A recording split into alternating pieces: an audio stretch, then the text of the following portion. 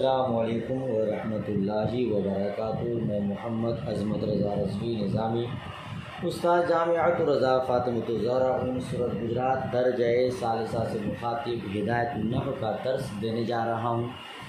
میں آپ سے مخاطب جو آپ اس سبق کو پڑھ رہے ہیں، سن رہے ہیں، اللہ پاک آپ سب کو علم نافع عطا فرمائے اور آپ لوگوں کے صدقے مجھے بھی علم نافع عطا فرمائے، آمین ثم آمین۔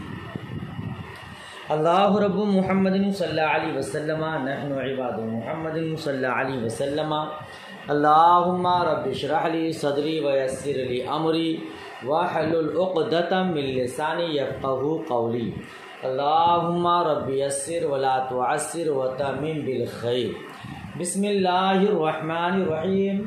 فصل المفعول به وهو اسم ما وقع عليه فعل الفاعل كضرب زيد عمرا وقد يتقدم على الفاعل كضرب عمرا زيد وقد يحذف فعله لقيام قرينة جوازا نحو زیدن فی جواب من قال من اضرب ووجوبا فی اربعۃ مواضع۔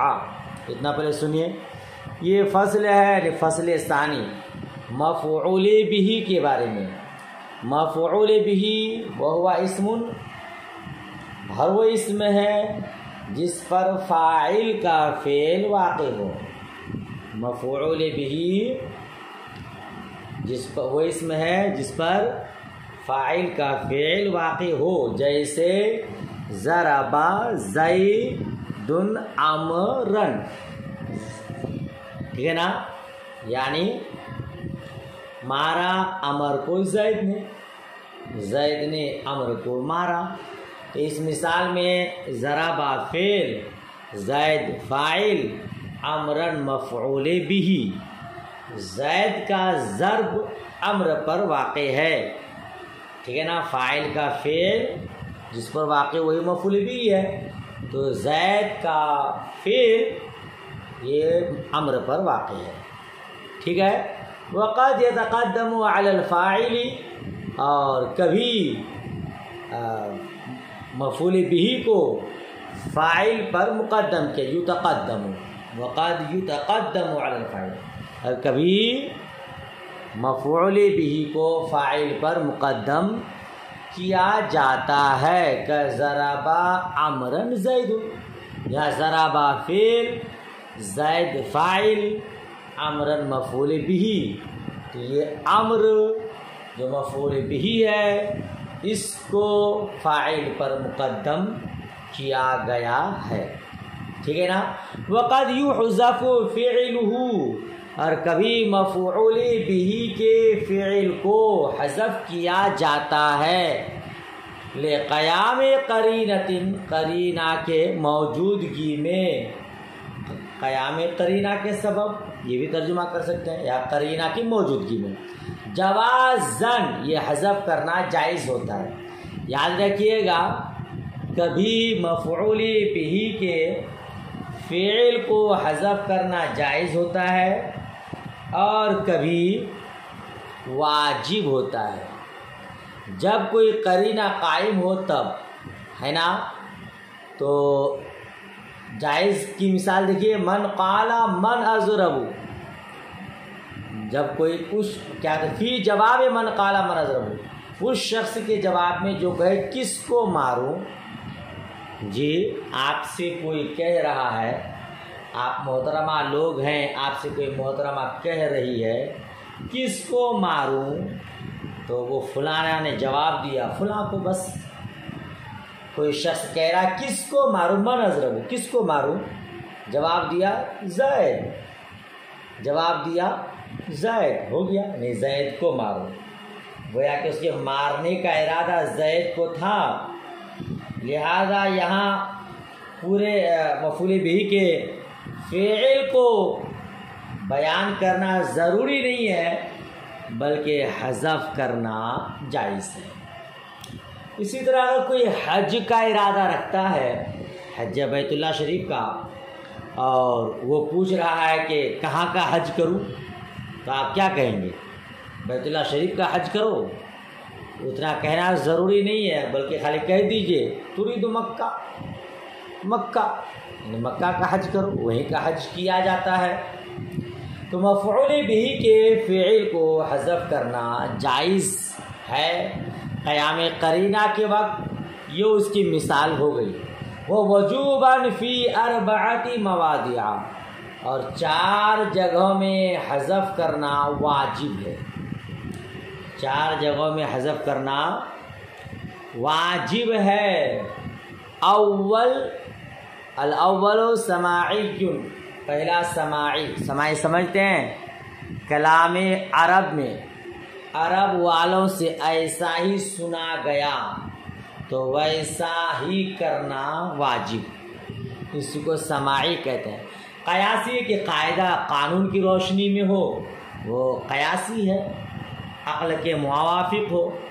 یہ جو ہے یہ سماعی ہے، عرب والوں سے ایسا ہی سنا گیا ہے۔ تو 4 جگہوں میں حذف کرنا واجب ہے۔ پہلا سماعی، جیسے امرأن ونفسہ وانتہوا خیرا لکم واہلا وسہلا، 4 مثالیں دی۔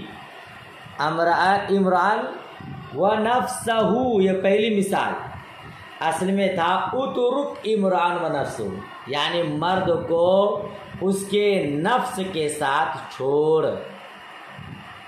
سمجھ شریف بات آ رہی ہے؟ 3 مثالیں ہیں۔ پہلی مثال کیا ہے؟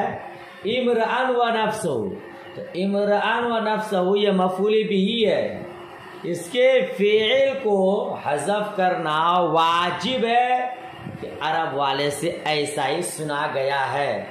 تو امران و نفسہ اصل میں کیا ہے؟ اترک امران و نفسہ، جس کا ترجمہ ہے مرد کو اس کے نفس کے ساتھ چھوڑ۔ سمجھ شریف بات آ رہی ہے؟ دوسری مثال، انتہوا خیرا لکم، اصل میں تھا انتہوا عن التثلیث واقصدوا خیرا لکم۔ معلوم ہونا چاہیے آپ کو، یہ نصارہ سے اللہ تبارک و تعالیٰ کا خطاب ہے۔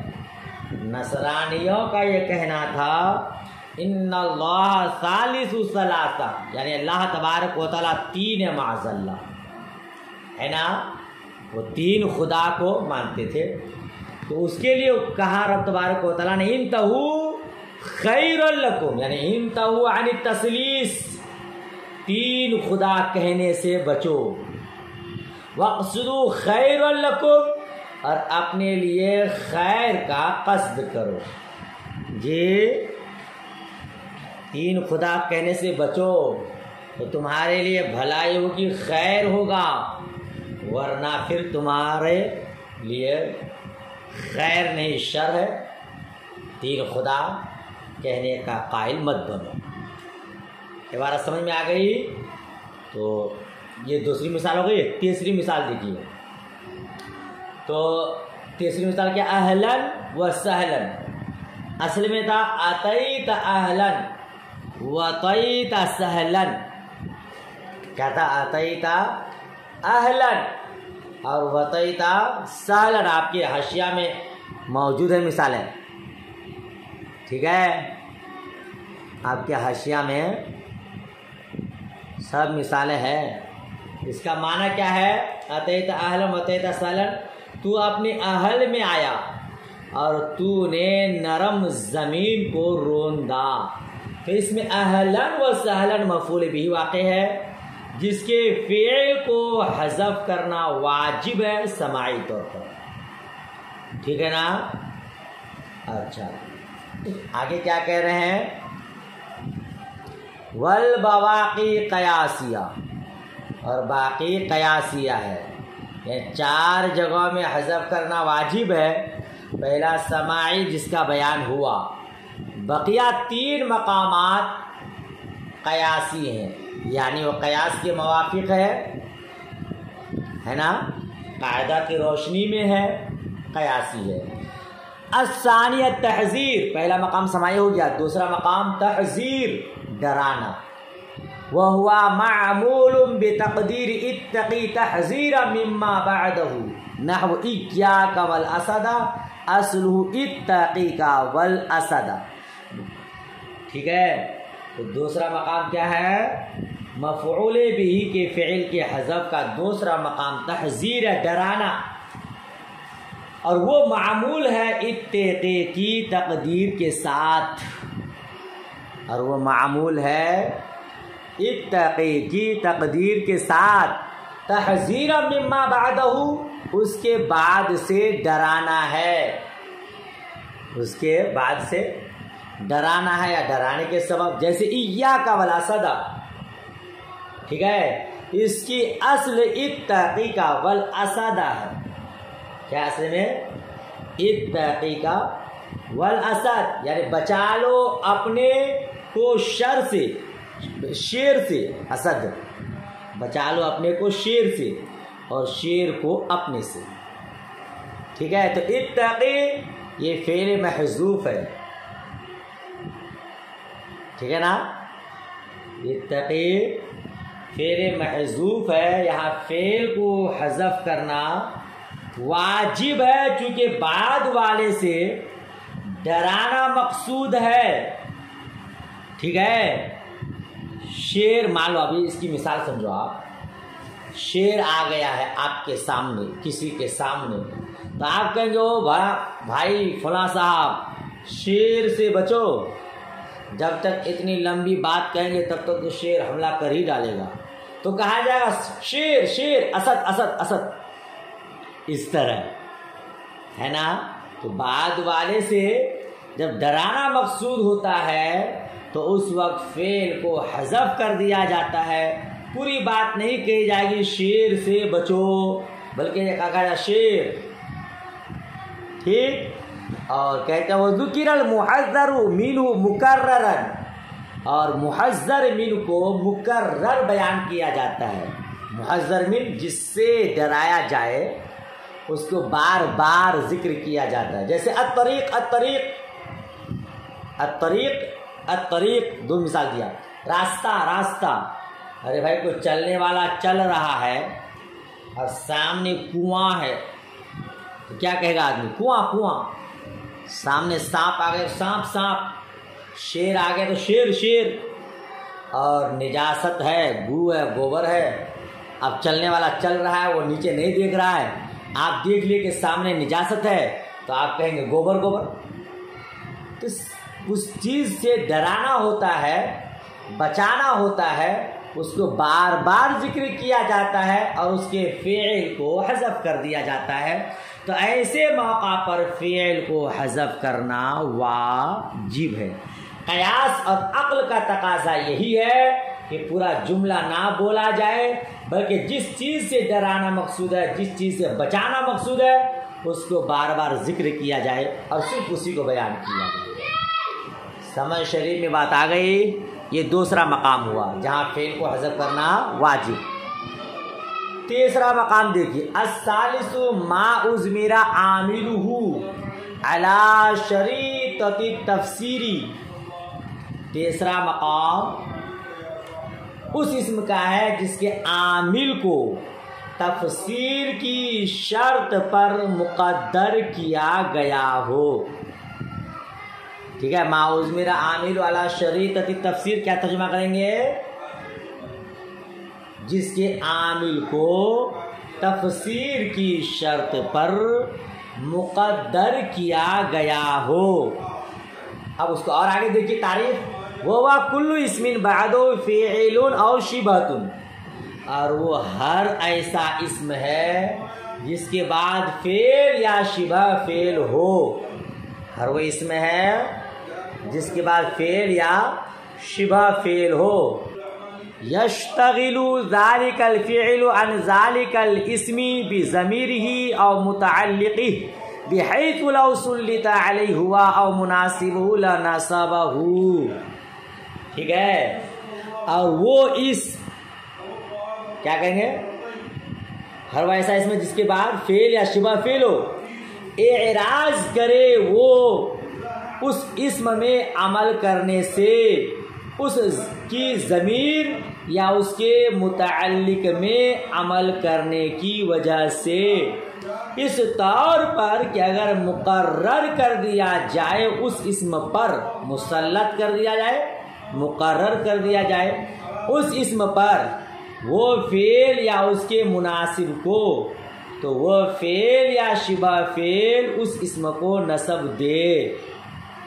ترجمہ ہوا، تیسرا مقام اس اسم کا ہے جس کے عامل کو تفسیر کی شرط پر مقدر کیا گیا ہو، اور وہ ہر ایسا اسم ہے جس کے بعد فعل یا شبہ فعل ہو، ٹھیک ہے نا، اور وہ فعل یا شبہ فعل اعراض کرے اس اسم میں عمل کرنے سے، اس اسم کی ضمیر یا اس کے متعلق میں عمل کرنے کی وجہ سے، اس طور پر کہ مسلط کر دیا جائے اس اسم پر وہ فعل یا اس کے مناسب کو، تو وہ فعل یا شبہ فعل اس اسم کو نسب دے۔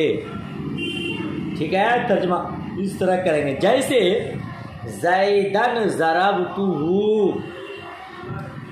زیدن ضربتہ فإن زیدن منصوب بفعل محذوف مضمر، کیونکہ زید فعل محذوف مضمر کی وجہ سے منصوب ہے، وہو ضربتہ، اور وہ ضربتہ ہے، یعنی زیدن سے پہلے ضربتہ فعل محذوف مضمر ہے نا، ضربتہ میں تا ضمیر بھی ہے نا، تو وہ فعل محذوف ہے، مضمر ہے، یفسرہ الفعل المذکور بعدہ، جس کی تفسیر اس کے بعد کا فعل مذکور کرتا ہے۔ کیا ترجمہ کریں گے؟ اس کی تفسیر، جس کی تفسیر اس کے بعد کا فعل مذکور کر رہا ہے۔ اب زیدن کے بعد فعل مذکور کون سا ہے؟ وہ ہوا ضربتہ، اور وہ ضربتہ ہے، نہیں سمجھے اس کو؟ زیدن ضربتہ، ٹھیک ہے، زیدن سے پہلے فعل محذوف ہے، یہاں فعل کو حذف کرنا واجب ہے، کیوں؟ چونکہ زیدن کے بعد ایک فعل ہے، اور وہ فعل زید پر کیا کرتا ہے؟ زید سے اعراض کر رہا ہے۔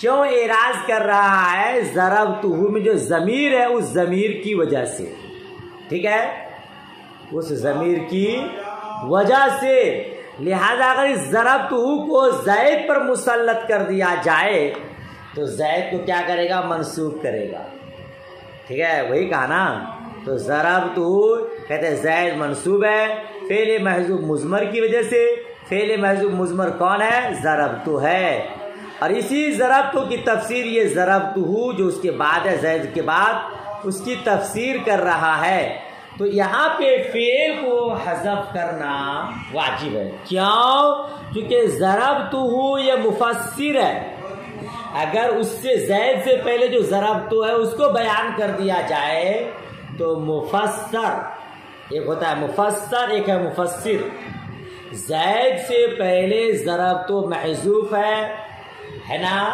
یہ ضربتہ جو اس کے بعد ہے یہ مفسر ہے، اس کی تفسیر کرتا ہے۔ اب زید سے پہلے جو ضربتہ ہے اس کو بھی بیان کر دیا جائے تو مفسر اور مفسر دونوں کا جمع ہونا لازم آئے گا، اور یہ ممنوع ہے، یہ کیا ہے؟ ممنوع ہے، اسی لیے اس کے فعل کو حذف کرنا واجب ہے۔ بات سمجھ میں آ گئی؟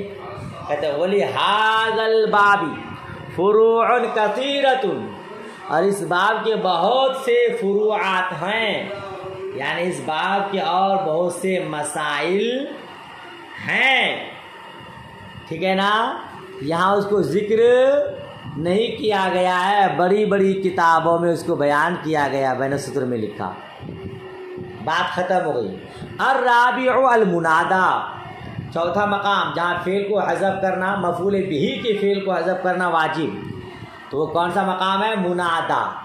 منادا کس کو کہتے ہیں؟ وہ اسم مدعو بحرف النداء، منادا ہر وہ اسم جس کو حرف ندا سے بلایا گیا ہو، حرف ندا سے دعوت دی گئی ہو، ہے نا، مدعو لفظاً یعنی حرف ندا لفظی کے ذریعے دعوت دی گئی ہو، بلایا گیا ہو. مثال دیکھیے، یا عبداللہ، یا عبداللہ. تو عبداللہ یہ منادا ہے، یا حرف ندا لفظی یہاں موجود ہے، ٹھیک ہے نا.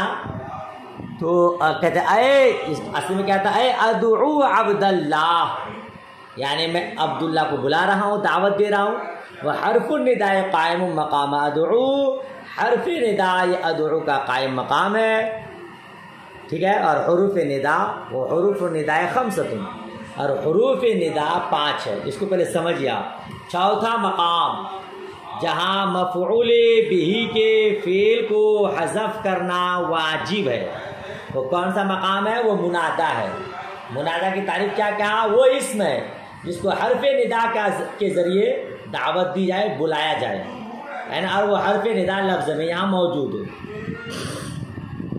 ہے نا بھائی. تو یہ حرف ندا کیا ہے؟ ادعو کے قائم مقام ہے.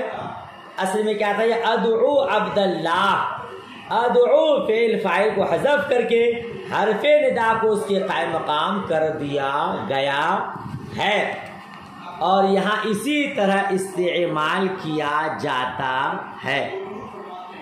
سمجھ میں آ رہی؟ تو یہ لفظی ہے نا، عبداللہ. اور کہتے ہیں حروف ندا 5 ہے، یا اور ایا اور حیا اور اے اور حمزہ مفتوحہ اور حمزہ مفتوحہ. وقد یحذف حرف النداء لفظا، کبھی حرف ندا لفظ میں ہوتا ہے جو مثال گزری، اور کبھی حرف ندا کو لفظ میں حذف کر دیا جاتا ہے. جیسے یوسف اعرض عن ھذا، بین السطور لکھا آپ کا، یوسف کے نیچے کیا تھا؟ یا یوسف. اصل میں عبارت ہے یا یوسف اعرض عن ھذا، اے یوسف اس سے اعراض کرو، اس سے روح گردانی کرو. تو یہاں پہ یا حرف ندا کو حذف کر دیا گیا ہے نا، قیام قرینہ کے سبب. قرینہ کیا ہے؟ دیکھیے، یا کو اگر محذوف نہ مانا جائے تو کیا ہوگا؟ یا یوسف نا، اگر اس کو محذوف نہیں مانیں گے تو یوسف مبتدا ہوگا، اور اعرض اس کی خبر. اور آپ جانیں کہ اعرض یہ امر کا صیغہ ہے، اور امر انشاء کے قبیل سے خبر نہیں، امر انشاء کی قسم ہے نا، تو وہ خبر نہیں ہو سکتی. لیکن اگر یا کو آپ محذوف مان لیں گے تو یوسف مبتدا ہو جائے گا اور اعرض خبر ہو جائے گی. اسی لیے یہاں یا کو محذوف ماننا ضروری ہے، اور یا کو یہاں حذف کر دیا جاتا ہے. پوری بات سمجھ میں آئی؟ آپ کو اس سبق میں اتنا یاد رکھنا ہے کہ مفعول مطلق، مفعول بہ کی آپ تعریف یاد رکھیے. مفعول بہ کے فعل کو حذف کرنا کہاں جائز ہے، کہاں واجب ہے، اس کو آپ زبانی یاد کریں گے انشاءاللہ تبارک و تعالی، تاکہ آپ ہمیشہ اس کا فائدہ اٹھائیں. چلیے سبق آگے بڑھ جائے گا، زیادہ یہیں تک رہنے دیجیے، اچھے سے یاد کیجیے گا. اللہ پاک توفیق رفیق عطا فرمائے. آمین ثم آمین.